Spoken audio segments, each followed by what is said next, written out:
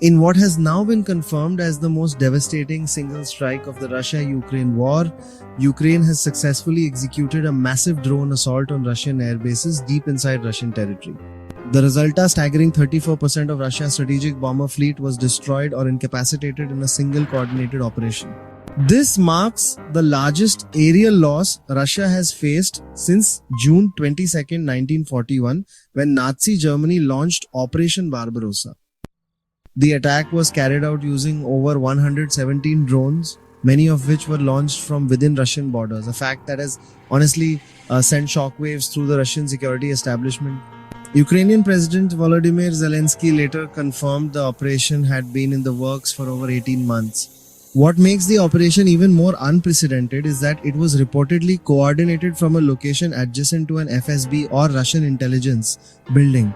Despite this proximity, Russian intelligence failed to detect or prevent the operation, highlighting some massive internal security failures.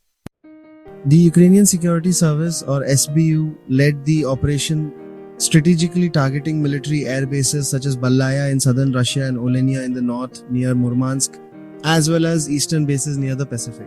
These locations are thousands of kilometers from Ukrainian territory, including one that lies farther from Ukraine than the distance between New York and Los Angeles.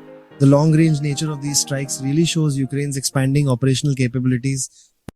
What shocked Russian leadership the most was not just the scale but the origin of the drones. Most were assembled or launched from within Russia itself, leveraging widespread corruption to bribe individuals and secretly build and store drones in Russian territory.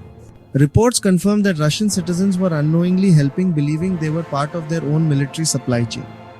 In some cases, trucks with simple soft covers parked near airbases and deployed drones on site. This allowed Ukraine to strike with extreme proximity, bypassing Russia's vast but honestly underperforming air defense systems. The destruction inflicted upon Russia's bomber fleet is estimated to cost upwards of $7 billion. These bombers are irreplaceable relics of the Soviet era, such as the Tupolev 95s and other strategic cruise missile carriers, which Russia no longer has the manufacturing infrastructure to replace. Many of these aircraft had undergone decade-long refurbishments and were critical components of Russia's nuclear deterrence strategy. Their destruction severely compromises Russia's ability to carry out future long-range missile strikes, not just against Ukraine, but in theaters like the Arctic, the Pacific, and potentially against NATO forces. Adding to the strategic blow, Ukraine is reported to have damaged a nuclear submarine, the K-84 Yekaterinburg, further weakening Russia's deterrent capabilities.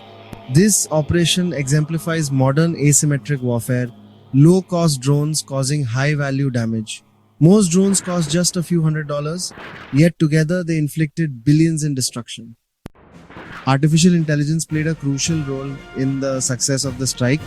Ukrainian forces trained drone recognition systems using Soviet-era aircraft displayed in a military museum in Pavlograd, allowing the AI to target specific aircraft with precision. These drones were not manually controlled in every instance. They were pre-programmed to identify and attack specific airframes, further enhancing strike accuracy. The psychological impact inside Russia is honestly pretty profound. Citizens, military personnel, and even pro-Russian media were shocked and, pretty demoralized. Some Russian telegram channels have even called this the Pearl Harbor of Russian history. Inside Russia, intelligence agencies and military leadership are now locked in a blame game, and it sparked witch hunts to figure out just how this massive breach could have happened. Emergency meetings were reportedly held in the Russian Duma even on Sunday, which really shows just how severe the crisis is. In contrast, Ukrainians were out celebrating the success in the streets of Kyiv. For them, this operation was not just a big military win, but also a huge moral and emotional victory, something kind of comparable to those previous symbolic strikes like the sinking of the Moskva, which was the flagship of Russia's Black Sea Fleet, and the attack on the Kerch Bridge that connects Crimea to mainland Russia. This attack is honestly a game changer for several reasons. The tactical setback for Russia is clear. With about 1/3 of its strategic bombers destroyed, Russia's ability to launch long-range strikes, including nuclear payloads, has been severely compromised. Generational damage, comes into play here because the destroyed aircraft are just not easily replaceable. Rebuilding that lost capability could honestly take decades. if it's even possible at all, given Russia's current economic condition. The loss here, well, it really significantly hampers Russia's ability to project military power on a global scale, including its presence in the Arctic and the Pacific. Geopolitical messaging from Ukraine has really shown the world that even with limited resources, a determined nation can severely damage a major power using intelligence, innovation, and honestly, domestic sabotage. Russia's predictable response has been to label the operation as terrorism, launching criminal investigations. However, these were clearly military strikes targeting military assets in response to Russia's invasion and repeated war crimes in Ukraine. The notion that NATO expansion triggered the war has been widely debunked. Prior to 2014, Ukrainians were ambivalent about NATO membership. It was Russia's invasion of Crimea that shifted public opinion towards seeking NATO protection. Ironically, by attacking Ukraine, Russia has only brought NATO closer. Finland and Sweden joined NATO due to Russian aggression, significantly extending NATO's border with Russia. This attack is not an escalation but a strategic correction. Ukraine went after the source of repeated missile strikes, the Archer, not the Arrow. And in doing so, it has set Russia back militarily, politically, and psychologically.